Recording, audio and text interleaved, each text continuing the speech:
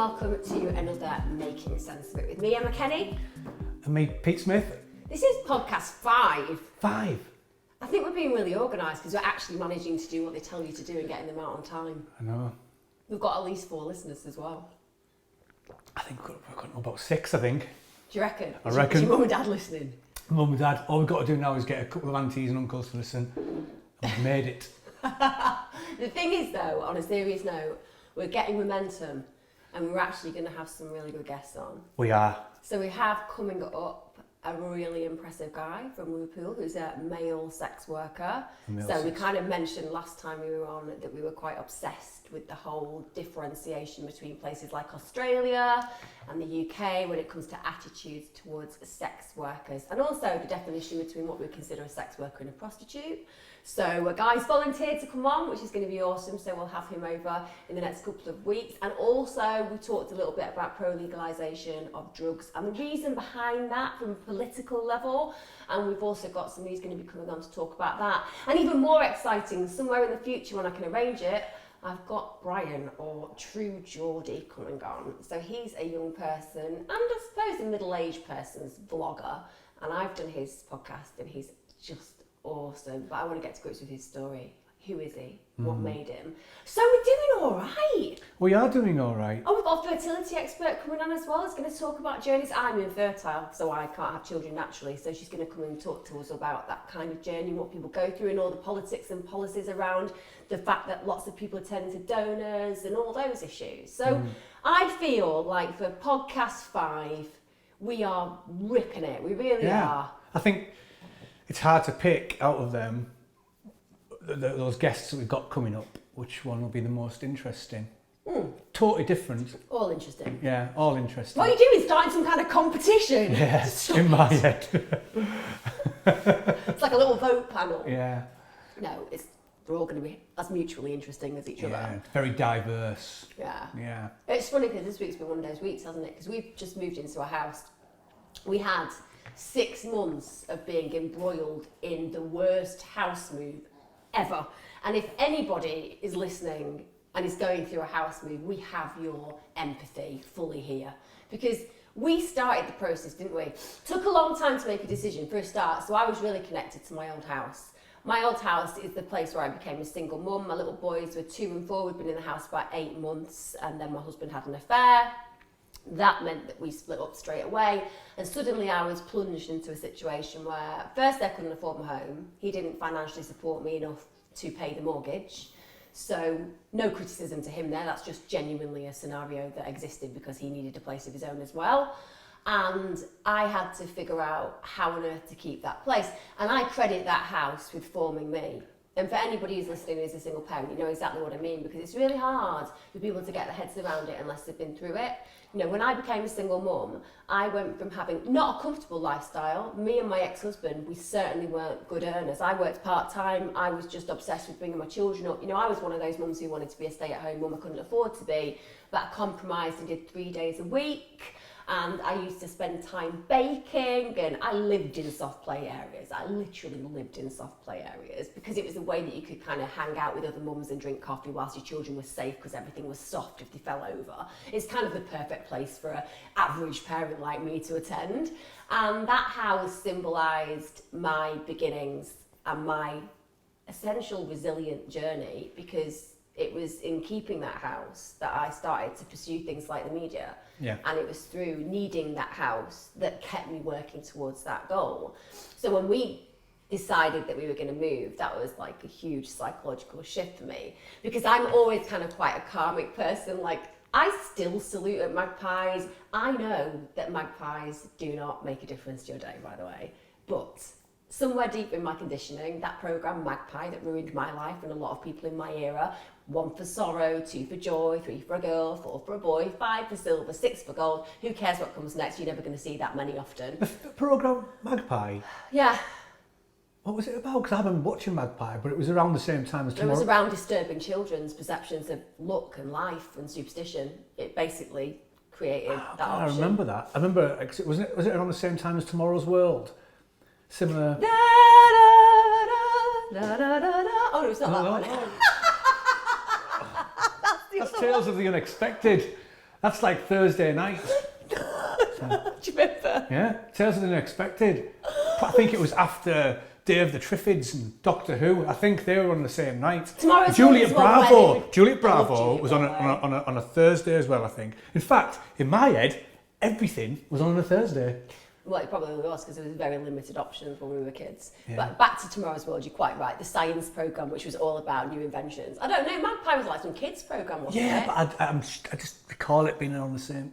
Maybe a bit younger, but I do remember watching Magpie. Yeah, I don't really remember watching it. Is that why you salute a magpie? That's why I salute a magpie. I don't know why I salute a magpie. It's ridiculous. Superstitions are ridiculous. Like my friend once broke a mirror, Trisha Lowe, let me tell you, and she went outside and buried it at 6 o'clock in the morning before like the sun came up because she was convinced that would save her from 7 years bad luck. That's the first I've heard about breaking it, 7 years bad luck, but I've never heard of burying it. No, I think everybody's got weird Bury it so it's out of sight. Yeah. Anyway, we're protracting from the point. The point is, it took us a long time to make a decision to move. Yes, it Then did. we found this house. I don't know why. When I'm we going say a into this. long time, Say that again. when we say a long time, we mean quite a long time, not just a short long time. It was a long It was a time. long time. It wasn't a long time to sell our house. We sold it to the second people who came round. So the first people, by the way, just to put it out there, if any of you are those habitual visitors to people's houses when you don't really want to buy it because your house isn't even on the market and you can't even afford the place that you're looking at, don't do it. That really annoys you. Because actually there's a lot of process goes into tidying up the house, clearing space, doing what they say on those bloody programmes where you're just consistently making everything minimal, repainting the whole environment so it just looks like a blank canvas. We did that stuff, bar the front room, which did look like it was. Well, the first time you do it, you're like, yes, the Yes. house looks amazing. And then by the sort of fifth or sixth time, Well, you it was just... only the second. Well, no, because we'd had a go before, hadn't we? Yeah, 2 years earlier. We dipped our toes We in. dipped our toes in it when we found a place that we realised we were going insane thinking of buying. Yeah. We did that twice, didn't we? So this is not really part of the podcast, but it's timely because we were just doing lots of stuff to our house, aren't we? It's the first time we're kind of putting a stamp on our property together because me and Pete obviously are second marriages. So we've had our test run. We did our test run and All we went realised... wrong. Doing it the second time. Seems to be going better so far. Yeah, the first model, is never the best. The upgrade. The upgrade. The upgrade is the one. So anyway, we got into a situation, didn't we, where we found this house. And it's so amazing how you can blinker yourself to something just because there are certain elements of an individual place that you think, yeah, this is it. And basically, it was this amazing, 3 cottages knocked into one, wasn't it? It was pretty expensive. To be honest, it was outside of our budget, wasn't it? It was. But we walked in, and even though from the outside, it was a bit like, when you walked in, it was kind of like, wow, this is huge. It had a horrendous kitchen, if I'm honest, because it was completely ripped the heart out of an old cottage and put modern contemporary in, but never mind. We could have done something to that. And it was kind of big, wasn't it? And we got completely blown away. And then, get this, but how self-delusionary we were. This is self-delusion. For anybody listening wanting an example of what self-delusion is, listen to me now. Self-delusion is finding out that the place is literally in a flood zone, not just in a flood zone where it says it could flood, in a flood zone where it's been underwater because it's in a dip in a flood zone. Yeah. And When we say underwater, we mean snorkels, mibbies. We're talking full breathing apparatus underwater. Yeah. We're talking like it was underwater, like the whole bottom floor was underwater. You'd have to swim in and you could actually, go under and it'd be like a swimming pool underwater. it was really a bad situation, but we Yeah. wanted it so badly that we decided But get this, the guy didn't tell us. didn't tell us. But anyway, because we were being self-delusionary, we thought we wanted this property. We decided, you know what? We'll just spend like 20k having it flood-proofed. This is all whilst going through a situation where we'd started this sale. The second person who came round bought our house. We had 6 months for those people to complete before they lost their mortgage offer. Yeah. 5 months into it, these guys are still messing us around, and now it's a divorce situation where they're getting divorced. Don't ever buy a house off people getting divorced. She wanted more money. It's not worth more money, it's worth less money. He wanted the money that we were going to give him, but couldn't sell it because of the court. And the consequence was, we got to a point, didn't we? I'd been out with the girls. I'm not going to lie. I'd had a few glasses of wine. I'd sent Pete to view a house the day before. He'd come back and said it was all right. I went round, viewed that house. I was drunk, if I'm not going to deny it. I was drunk. And let me tell you, if anybody's trying to make snap decisions of houses, have a few glasses of Pinot Grigio, bob around, you're off room before you know it. And we completed in 4 weeks. 4 weeks. 4 weeks! 6 months nearly with the other place. 4 weeks. One day before the people lost their mortgage offer, right, on our house. And we'll have to big up our solicitor here, Joanne Barton at Butcher and Barlow in Bury. Amazing. Now that's... In case you can get any conveyancer anywhere, so get her. Speak to her. She told 4 us weeks. not to buy the other house. She was amazing. Yeah. But we got this house, and this is where I'm coming back to that whole thing about karma and the way that kind of I deal with superstition. So saying goodbye to my house was kind of going to be a big deal. I was leaving behind the ghosts of my baby's childhood, and it's really hard to describe that to anybody who doesn't have kids, but those little moments that I used to carry Evan down to his cup of tea in the morning. Yeah, I know you shouldn't give babies cups of tea, but I did. They've had wine as well since 5 years ago, so don't judge me. And I used to carry him into the kitchen and sit him on the work surface and make his cup of tea. And he'd sit there, and I've still got the blue cup in the cupboard, you know, the blue plastic cup, you'd only drink it out of that one. And all of those kind of moments, you know, the kids' parties, and because I used to go to town on the kids' parties, single mum with her eyes, I used to cater them when I used to have everybody around, all the families, like I used to have the halls hired and everything, they all linked back to that house. Yeah. And baking, you know how obsessed I was with baking when I met you, you know. So saying goodbye to that was a big deal. But the irony is you came back from seeing this house and you didn't try to influence me because you know that I'm kind of one of those people who has to really like something, and this is a modern house and I've never wanted a modern house. Yeah. But the next day when you put the offer in, you kind of said to me, well, you tell that story, because that's kind of one of the reasons that making a choice to move here happened, because of what occurred when you put the offer in. Oh, when I put the offer in, so we started off basically myself and our eldest, Tide, both came and saw it with Evan. We all did, except we're not Emma. And we came out saying we loved it, thought it was brilliant, and we actually thought it was better than the other house in a lot of ways, and cheaper. So, and when we told Emma, we didn't make a big deal of it. Then we went round, as Emma says, and we checked it out again. She did a few glasses of wine. She actually loved it, but I could tell it was not just because of the wine. So we put an offer in, and the crazy thing is, so I put an offer in of a certain amount, about 6, you know, and then we got a call back saying the vendor couldn't take that amount. But if you take this amount, because she's a practicing Buddhist and she doesn't use zeros in her practice, you know, they're not allowed to in that religion. It's bad luck.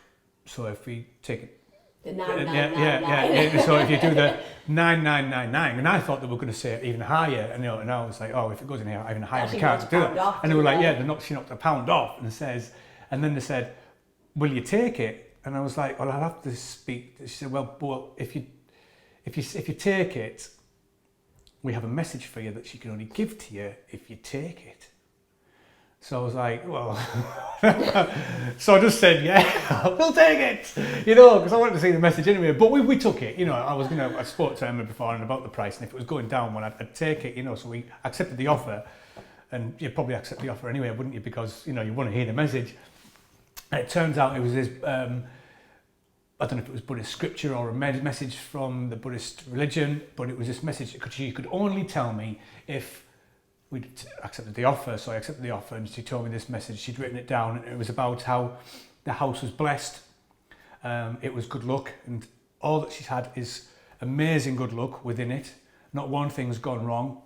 She's put all of her children through grammar school. She's a single mum. She's a single mum. She became a doctor. It has done nothing but amazing things for her, and it's all to do with the house. So I was just buzzing after that, because you think, hang on a minute, instead of moving into something which is like Amityville horror, we're moving into something which is out of fairy tale, and it has things in it which are going to make things come good. So it was a massive thing though, that, because it felt like I was getting a gift, and it also felt like it did feel like something a gift. Positive. And also she let us reduce it, we moved into this without the worries that we were moving into that other one with. I mean, bear in mind that the reduction was ridiculous. It was, for what we've got, it's amazing, but it was a surplus property essentially, wasn't it? Yeah. She found love and she was moving on. But there is something quite weird for me that I like to know, that one of the problems that we had in that other house, and I think anyone who's listening to this podcast and has moved and has lived in different houses, sometimes you do kind of have a scenario where a house feels good or conversely not so good. Actually, to bring that point in, that's a really classic example. So there's a symptom called sick house, and it's actually a known phenomena. And it's been studied quite widely. And sick house is where, for whatever reason, a particular house experiences lots of negatives throughout its history. And I'll bring an example in of Pam's house. So again, I don't want to go into too many details because my best friend, as you all know, if you're listening to this, died last March. She was essentially my sister. We've been best friends from 7. I don't want to disrespect her in any way, shape or form, but her death changed me massively and has impacted on my life massively, and I don't want to not talk about it because it's part of who I am, and at the same time I don't want to be disrespectful to anybody who loves her and knows her, because I don't want to kind of profit from her demise, if that makes sense, and that isn't what I'm trying to do here. But an example that really struck me is when Pam moved into that house, she never really liked it. She used to say to me, I don't want to live here. And a lot of our conversations, as you know, when we were best mates and she was alive, we were always around her moving. Do you remember? She would come round and she'd be constantly looking and constantly talking, and I'd be saying like, let's do it, do it. And then 5 years before she died, obviously her husband dropped dead. Yeah. And when he dropped dead, again, that was just such a significant thing because she was so stuck in that place, and she found him at the top of the stairs. He basically died at the top of the stairs of a horrendous brain hemorrhage. And even though he was kind of still present at that point, he was brain dead, and Pam completely amazingly allowed his organs to be donated. She was incredible. She saved other people through doing that. But that point, for me, I knew when I stayed there, because I moved in with her, and actually Rick spent a lot of time. So Rick is a guy that I'll refer to, and hopefully at some point he'll come on the podcast because he's just amazing. He's amazing, and he's a guy who speaks fluent Arabic, different dialects. He's white, he's British. He's incredible, but he's also a triad of a friendship. So there's 3 of us who are like really close friends throughout our lives, always return to each other, and he's one of them. And Rick came, and Rick and me would sit in that house, and I would say, I don't like being here, and he would say exactly the same. There was a feeling, and it's really strange to explain that, but there was a feeling. And she used to always come to mind, and we would constantly be talking. Just as she died, she was looking at moving. It was the first time she'd met Daz. She wanted to close the door on that house. And when Pam died, a few days before, a mutual friend of ours came round because I had told them to. It was really difficult. Pam did not want to see people at that point, but I knew that people would not get an option to see her again. So even though I was potentially going against some of her wishes from asking people to come round, I knew that it was important for them. You know, being somebody who's dying, sometimes you're not thinking about the impact on other people. So I got them to come round, and Kevin Grace came in and said goodbye, and it was very, very heartbreaking. And I saw him at the funeral the next time, and he said, let me tell you about that house sometime. And of course, a bit like the message from that woman, you just want to know straight away, what do you mean? What message? And he said, listen, he said, the people who lived in that house before, he said, I met the mother. He said, and the woman's husband died. She said, and then she went absolutely crazy. He said, actually started to go completely crazy. She moved house. It was completely all right. He died in the house, didn't he? He died in the house. And the woman said, the mother of the girl said, the house is cursed. And Pam used to say that. And I'm not suggesting that there's some kind of ulterior demonic scenario here, but I do think things like energy planes and all of those things. Wasn't it that the woman didn't just go crazy, she started becoming ill, didn't she? She actually got... She wasn't cancer, but she started getting sick. Yeah, she started getting sick, and then she moved. She actually mentally went unwell as well. Yeah, and then she moved, and so I mean, I totally get that houses can, properties can have a... They can. You hear of it all the time. You do. There's and people class it as hauntings as well, like the Enfield haunting, which is a famous one, which was a haunting, but could it have been that similar sort of... it doesn't really matter. Vibe, energy that's in there that could do different things. Energy is something that is, you cannot argue with energy. You can't argue with the way that things feel. It's a bit like being in therapy. If you walk into a session with a couple who just had a row, believe me, they don't need to say a word. You can feel it. It's the energy. But so when we moved in here, that is one thing that I suppose psychologically we're predestined to believe that this is a really nice place, but it does feel good. And like, for example, our kids were completely happy at the other house, but our kids walk around, and how many times does Tide say, I love this house, I love coming home to this house. Every time we pull up and we're like, oh, I love our house. And it's not like we've moved to some Hollywood Hills palatial place, it's just a normal house. I know. But there's something about the way it feels, the way it feels safe.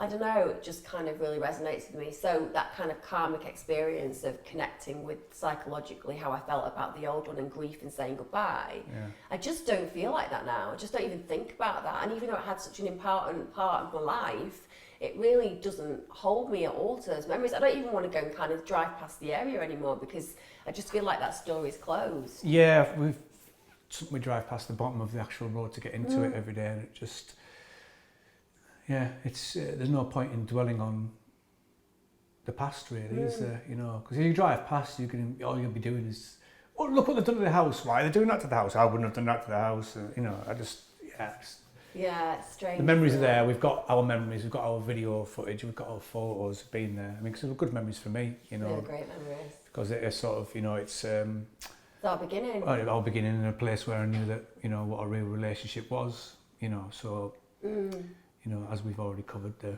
second marriage thing. So you know. And now we're doing this house up, and that's the exciting thing. Yeah. It's the first time we've ever worked on a project together, isn't it? It is. It's exciting. We've not really had projects together because obviously it was my house, the old house. The only thing was, that's the Chihuahua. She's very, very loud. Actually, we have 2 Chihuahuas, and let me tell you, if you're thinking about getting a dog that's easy, don't get a Chihuahua. Or 2. Literally the most difficult dog to train in the world. I'm not even sure you can train them. I think that they're so small, so people just let them be. But they are really hard to train. They're the most loving animals. They're a bit weird, but they're adorable, and they're really hard to train. Whereas massive Labradoodles, it would seem, are very simple to train. Yeah. It's a strange one, isn't it, though, that whole kind of creating something with common purpose. Yes, it is. You know, because I wonder whether realistically we should have moved earlier, just because I think that to some degree it kind of holds you back, those kind of memories. Yeah, but I think that there's a reason. I'm always synergy and energy, and you know, and I just think there was some form of reason why we ended up moving here, because it came up right at the right time. We were pulling out of that other house. Nothing had been on the market for ages. And we were pulling out of that house anyway. And on the same day that we said let's pull out, this house came up. And it had literally been on the market a few hours before I rang and said, I want to come and view it. And within a day, we put an offer on it. So it was like the day that we were pulling out of the house anyway, because we just thought, let's just pull out. We were going to lose our sale, and we did feel very bad about it, but we had to think of ourselves, you know. But the buyers of our property were very patient all the way through it. And then it just came up, and it was just... So there's definitely a reason why we didn't move. It has felt very synergetic and very present. Thank you, Molly Boo. But you know, one of the things that kind of is really resonant with me, like I said, is the feelings that you get inside here. Like, I feel excited quite a lot in this house, and I feel like hopeful quite a lot in this house. And even though it wasn't the house of my dreams as far as the age of it, I don't think you can buy a feeling in the same way that you can, you know, that's what we've kind of paid for to some degree. And I do feel like really, really peaceful here. Yeah, it is good. You know, obviously, we completely are going off subject because it was about moving and the psychology of moving, and anybody who's going through it at the moment, like I said, we completely empathise. And let me tell you, my tip is, if it's not going easy, if it's too much of an effort, that's a sign. Just get out. Just get out of that sale. There's no point. And also, the other top tip I'd have for moving is don't do what I did. Yes, I like to think that I'm thrifty. I like to look for ways to cut costs, don't I? Yes. And so I thought, well, why spend that £1,500 on getting professional movers when you can hire a van yourself? Oh, you just reminded me of that. And you can drive it yourself. Oh. And you can move yourself, and all whilst having a very bad problem with your back discs. Yeah, why not do that? And that's exactly what I did, didn't I? I hired a van. I said, we'll do it ourselves. And this van wasn't any normal van. It was a van from I don't know, maybe who's the guy? Stephen King book. It's a van from Stephen King book. That's what if Stephen King's going to write a new book, he should call it The Van, and he should come speak to us about this van. It just broke down all the time. Yeah. In the end, they came and swapped it for another van. It just was horrendous. Anyway, I thought that it'd take us one van load. Yeah, it didn't take us one van load. Was it 5? We got finished at 2 o'clock in the morning. Bear in mind that we only had half a day to move, but we managed to finally get in a day earlier, otherwise we would still be, we'd just have been in such crap. And the worst bit was, we were going away for the weekend that weekend. So we literally moved in, didn't we? Shoved everything in and away, went away for a weekend. Imagine thinking, right, that's it, we've got most of it moved now, we've got to go, and then you get there and you realise you've got to move an Arga. Not just, and bear in mind the Arga, collectively on a pallet is a ton. A ton. So I had to go, imagine this. So I've got a Land Rover Freelander, yeah? Fairly big, put the seats down at the back. I had to go and get a pallet shifter. It wasn't any normal pallet shifter, it was one of the ones that you pump up, So I got to, what is it, the hire place? HSS Hire, is it? Yeah. And I said, yeah. She said, have you got a van? I said, I've got a Freelander, And she looked at me, she was like, okay, that's not going to work. And I just looked at her and I said, right, there's no options. It is going to work. I'm going to get it in. Bear in mind, this pallet shifter weighed an absolute, it wasn't a ton, but obviously that's the Arga, but it was so heavy. It must have been 100 kilograms. And literally, I got it to the back and she looked at me and I just said, it's going in. Yeah, so bear in mind, it was a Freelander and she said, have you got a van? I said, no, it's a Freelander. She just looked at me and said, it's not going to work. So I took it out the back and literally it was that heavy, the pallet lifter. And I just, for some reason, I just had it, when those moments of strength that you just think, I've got to do it, because if I don't do it, everything, I don't know what I'm going to do. I'm going to get the van, bring it over here, get it in there, and it's just another whole hour, 2 hours out of our day, which we can't afford.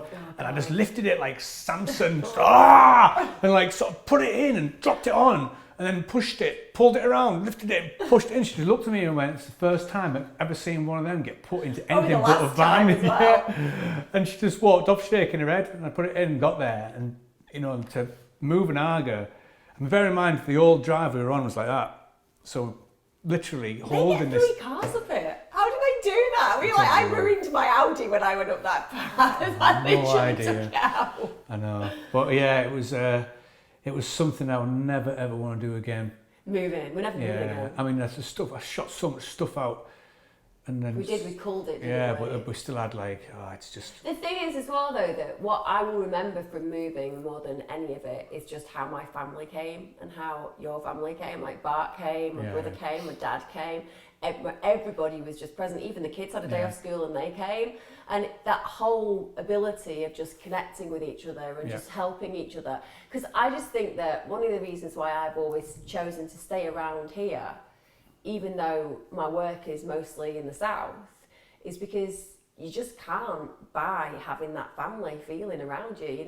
For me, everything begins, middles and ends with my mum and my dad and my sister and my brother and our connections, and that kind of is really resonant as well, because I think one of the things that we've loved about moving to this house is having this big table and we all sit round it and we can do Christmases and really simple things. It's not a big deal. Like I said, we certainly don't live in a palatial home by any stretch of the imagination, but what we do have is a place that works for those connections.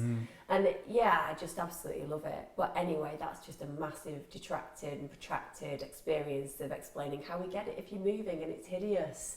So we did start off initially talking about the fact that we're going to have loads of guests, and then I've gone and rambled on about this. Hey, well, that's what podcasts are all about, aren't they? Well, listen, this morning you got really irate about Peter Hitchens from the Daily Mail. Yes, I did. I read an article on his... Daily Mail. And it starts off, everybody shut up about the suffragettes. And he goes on about them being terrorists and and that women, and then he goes on and says that, women are going to be getting as treated as well as they're going to be in press, media, different work, employment. And the way he writes it, it's as well as they are going to be. And as equal as they are ever going to be, which to me just says, what a misogynistic bastard. I can't help but, and then you look at his Twitter and it's just full of just bizarre It is amazing. crocks of shit that he comes out with. I just don't like it at all. It's amazing how the Daily Mail utilise propaganda all the way through their paper. So there is absolutely very little fact-based information. It's always attitudes and opinions, like the Hopkins of the world and the Hitchens of the world and the Dr. Max, the mind doctor, who actually is really offensive. But they give them a platform, and 55 million people subscribe. Can you believe that around the world? 55 million people are buying into that bullshit. And one of the things that I went on after you spoke to me about that, because I don't take any interest in the Daily Mail, but I went on his Twitter to explore it. A couple of things. Number one, loads of fake followers. Yeah. You don't get 50 likes if you've got 50,000 people. I get more than that with the little family that I've got on my Twitter. So, very needy guy, clearly. Secondly, doesn't follow anyone. Arrogant bastard. Yeah. Arrogant bastard. I'm far too famous to follow anyone else. Why would I follow anyone else? Up yours. It's like the type of guy who has that password, you know. Yeah. Banking, what's your password? Yeah, flash cunt. Yeah, I know. Sorry, using the C word, but yes, do you want me to spell it for you? Flash cunt. I know, but what a dick. But I saw things like he's written on his Twitter about addiction and basically said that addiction is choice-based as opposed to actually something that people can be connected to through physiology. And he evidences, and this is hilarious, and this is what I mean about people spewing bullshit, but if you don't know and you're not educated in that area, you will buy into it. You'll think it's a fact because it might make a little bit of sense. Yeah. And he wrote about babies, and he said babies don't have any will, so they don't have any ability to be addicted because they wouldn't know what addiction was. It's just absolutely ridiculous. Number one, babies do have will. They have loads of will. In fact, what we know in developmental psychology is that they're born with a huge blueprint, survival-wise. The fact that you will follow their eyes with their eyes and hold their gaze is them choosing to control you. The fact that when they cry, they are giving you information about the way that they feel. Their whole premise of survival is based on their intent. And he says, so addiction is choice-based. So what about when babies come out of... No, he says that's not real. So when mothers are addicts, like crack addicts, heroin addicts, and then the babies come out and they're heroin dependent and crack dependent, so those babies aren't addicted, obviously not addicted out of choice, because that's not their choice. They're addicted. I'll find you some of the stuff. Also, we'll go back obviously onto the thing about the suffragettes, because I think that's a really important thing, but... Yeah, so let me find you an example of that. He just sounds, it's like he's not real. If he's doesn't follow anyone. He's just an absolute, he's just one of those, isn't he? Clickbait. You know what I mean? Exactly, that's the key, clickbait. And I think people need to be really aware of that, that people do this for clickbait. Let's find tweets and replies. Now, he's probably had quite a few people. Okay, you ready? This is the kind of thing that Peter Hitchens says.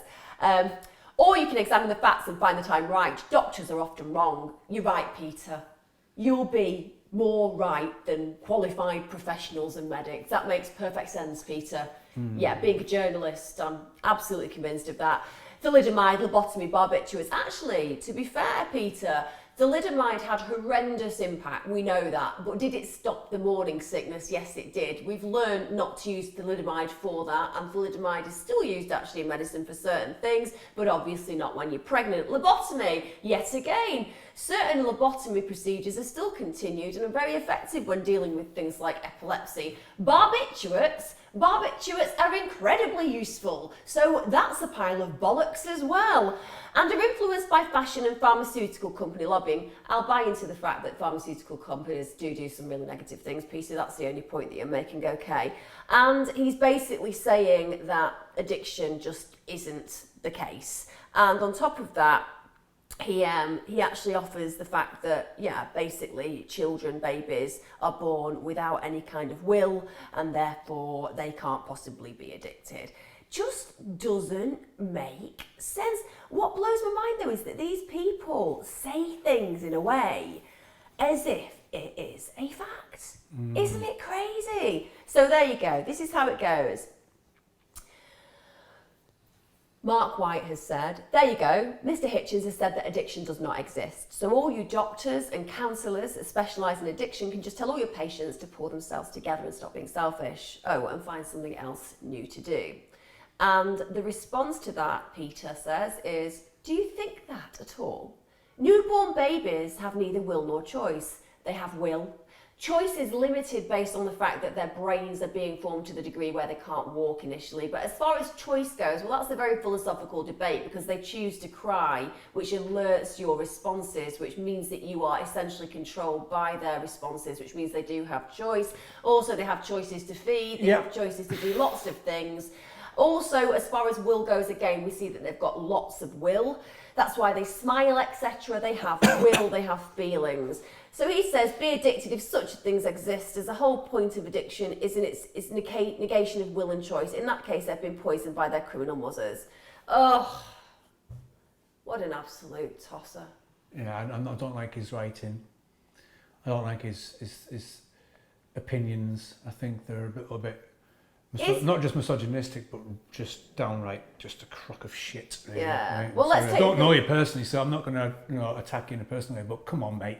Your journalism is just... I do. I feel quite happy to attack him. If you go around saying that this is it for women, this is as equal as you'll ever get. Yeah. As in, number one, that you're threatening me, that me That's desiring true. equality is something that really I should just shut up and put up with. Yeah. Secondly, the idea that equality is something that exists for women, absolute bullshit.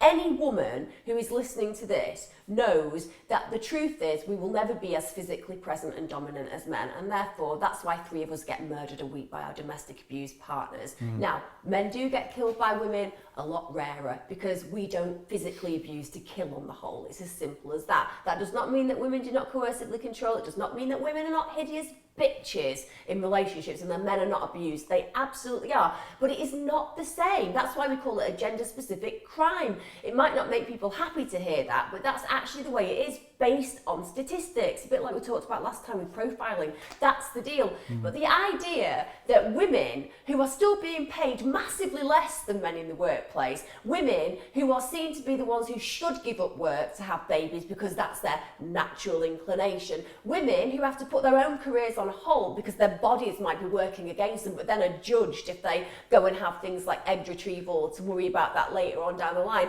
Everything about women is prejudiced. And yes, the one thing I would say that makes us more than equal is our ability to procreate, and actually to procreate without men now. But that does not fundamentally mean that society treats us with an equal perception or an equal obligation. And as a white man, he's your classic example of somebody who sees the world through the Piers Morgan attitude eyes. And it's something that really holds us back. And I just think that we should all look at humankind as humans are equal. It shouldn't be about gender, it shouldn't be about black, it shouldn't be about white, it shouldn't be about any of them. We should start trying to see each other as individual, unique creatures who all deserve the same amount of equality as others. But you're absolutely right. People like him, it's like the same with the Me Too campaign. Everyone's like so bored with the Me Too campaign. You know, you hear it all the time on social media. People are like, oh, enough already. And you're thinking to yourself, do you know what, guys and girls? Because women are being equally, if not more so, disrespectful towards that whole campaign. You know, this kind of sense of, oh, just put up with it, get on with it. It wasn't really that bad. This idea that we are perpetuating an acceptance of women's bodies being abused or power dynamics being oppressed to such a degree that women have submitted to behaviours that have hurt them, that's a massive problem. And we might not like it that women are finally standing up. And yes, I agree, it's not the best to see Hollywood icons who are multi-millionaires coming out and acting like poor me, because that almost to some degree makes people angry, because you're looking at them and you're not judging them about the behaviour that's hurt them, you're judging them about their life and how can you, beautiful, successful. Now it's irrelevant, they're still human beings and women who've been hurt, but that's what kind of brings that playing level down where people start getting angry about it. But for the women on the street these days, you get that constantly. And a woman went on this morning and she was against Liz Fraser. Now I love Liz Fraser, me and Liz Fraser got on really well, but I did massively disagree with Liz. She went on this morning with this woman. Now this woman was wearing incredibly, you know, sexy clothes, and I say that honestly, they were tight fitting. She had really well endowed chest, very attractive woman. She was going on and she was saying, you don't have a right to wolf whistle me. And the classic one that Liz came out with was, oh, get over it, it's just flattery. But the point is this, right? It's not flattery if it's not invited. It isn't. And I, for one, have walked past sites and got whistled. Did it upset me? Nah, it didn't upset me. But the point is, that doesn't mean that it should happen.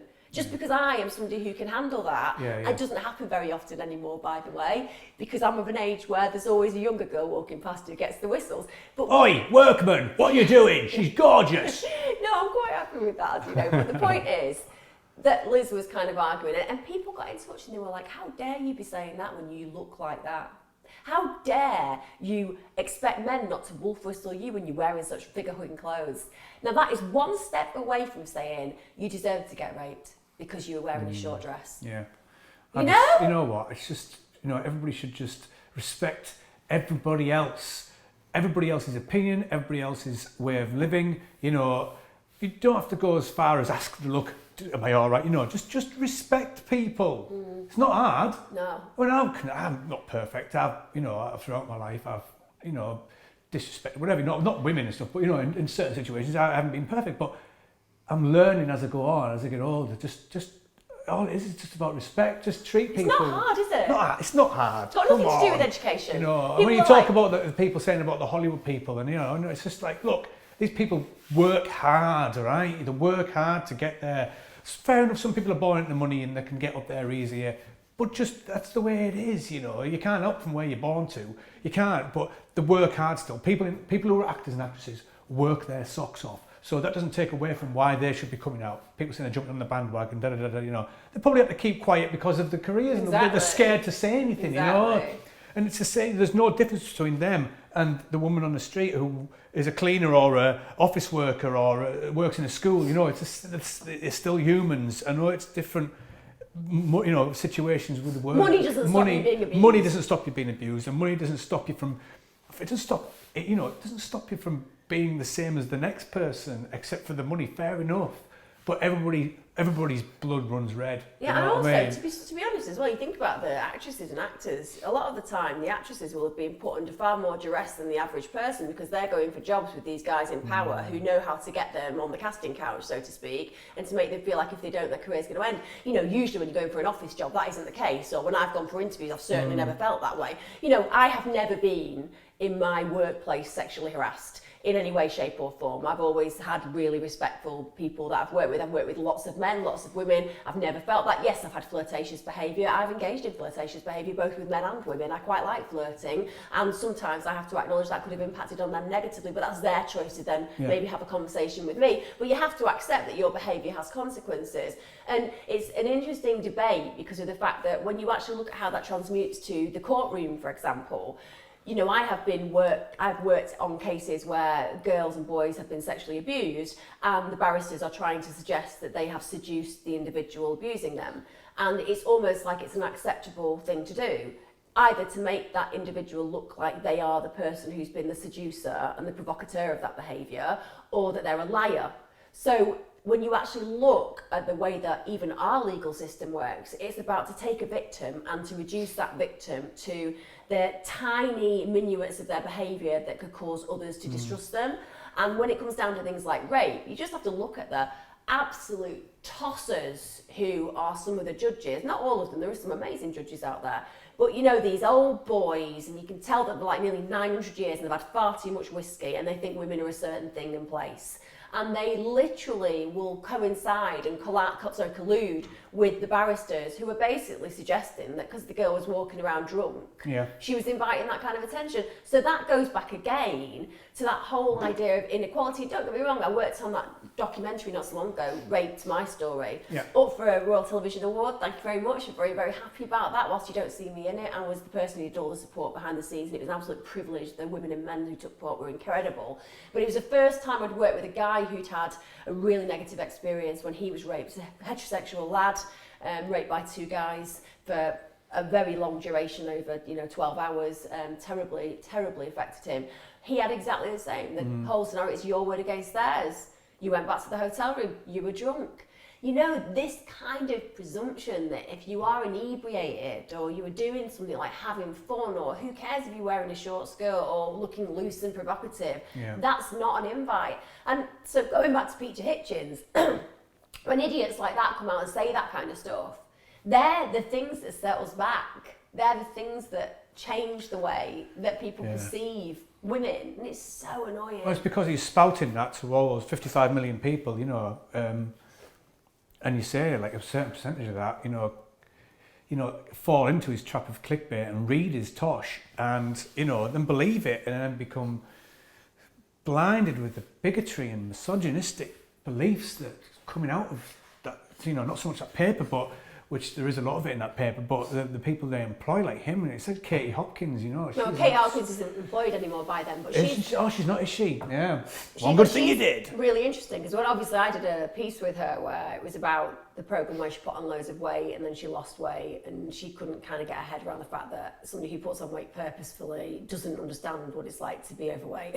You know, if you've not got a mindset of an overweight person, putting on weight doesn't make you that mindset. Yeah. She's so weird. That whole premise of that show was just flawed from the onset. But obviously to people watching, it's like, yeah, let's fat shame. That's what we need to do. Katie can lose 3 stone after she's put 3 stone on because she was making herself put 3 stone on, and now it's gone back to how she used to eat, so now she's lost the weight. It was just a flawed premise, but no, whatever. she's getting paid to do a documentary, so you're getting paid to do that and do that. So it's and like, all about, if you don't do it, you're going to look stupid anyway, so you've got to, you know. Exactly. She's a dick. That's the whole thing. You can't make a skinny person put weight on and then say that they understand it. It doesn't. But I did that programme with her. And she's a classic example. People will say to me regularly when she was on Big Brother, Celeb Big Brother, a lot of people kind of said, oh, she seems really nice. You know, she came runner-up, didn't she? And everybody was really quite pro her who were watching. They were saying she's quite a nice person, blah, blah. Now, I find that's the most terrifying part of who she is. Because when I met her, she's very charming, she's very affable, she's very engaging. Excuse me. The minute the cameras come on, the pantomime villain steps in. And people will say that that's kind of a persona that she plays just to get the views, and I get that. But that's what makes her so malicious. For me, to know that that is an act, it's an act that she portrays for the public, to gain the followers and the controversy and the individual responses that she needs for her brand, but it's fake, that she isn't even that person. That makes her diabolical. Because if you are just a complete tosser and you are intrinsically nasty and you've been, for whatever reason, developmentally formed, maybe there's a bit of a predisposition in your DNA and that's been activated by a crappy childhood or an overindulged childhood or whatever, you were horribly bullied and you've decided the only way to be is a bitch. Fair comment, power to you. 24/7, that's who you are. I won't like you, but it's who you are. But if you can be a decent human being and then choose to do as much harm as possible by spreading and spouting that spew that you don't even believe in, that you just use because it gets you cash, that makes you somebody with grave intent. And she's a horrible human being because of that. And unlike in my life where I tend to see the good in people, happy to sit in a room with her and say to her face, you are a horrible human being. You are a horrible human being because you cause damage purposefully for your brand and yet you don't live your brand. That's a horrible way to be. Yeah, that's just something wrong there, isn't there? With a person that does that. Well, it's narcissism, isn't it? Yeah. It's being a certain way to get what you need in spite of other people's impact. Very, very odd. Yeah, it's a very strange situation. I would love to have you in a room with her, like even longer than the last time, just so you could tear her a new arsehole. Do you know what? It's not even that, because the thing is, there isn't really much to say between me and Katie. You know, there would not be anything to say because of the fact that she and I could never connect because I know true. that act. Yeah. And there's nothing I want to know about her because I already know she was the unattractive kid at school. She was the girl who used her female womanly wiles to try to get attractive people to like her because that was the only way that she could foundation-wise have friendships. So it was the way that she would manipulate scenarios. That's why she will step over women to get to men. Yeah. Because she has to have validation, she has to have worth. And unfortunately for her, that makes her somebody that no matter who you are in your life, you'll always know there's that side and that nastiness to her. And that's what makes her somebody that in the end will probably be somebody that's very old and lonely. And that's a really sad position to be, but whatever, she seems happy enough, let her be. That's the way it goes, you know?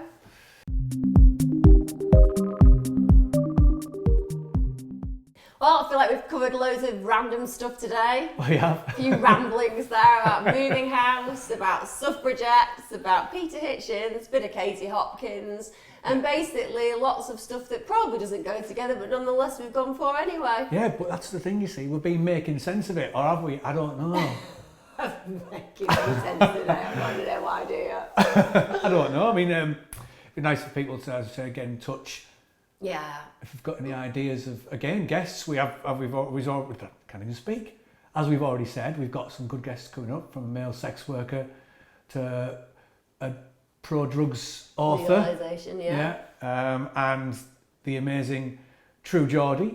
Really looking forward to that. I'm looking forward to that. He's so cool. But yeah, hopefully lots of new guests. But the main bit is to remember... Any young people who want to get in touch. Yeah, we love young people. Yeah. Sounds wrong when I say that. No, you know, what's it like to be? It'd be nice to look. What's it like to be a young person in a millennial or a centennial? What do you mean? I'm completely down with the kids, P. I absolutely know what it's like to be. I'm down with the kids. Yeah, do you know what I mean? Yeah. Is that the right one? That's the one. Yeah, they do that. Yeah.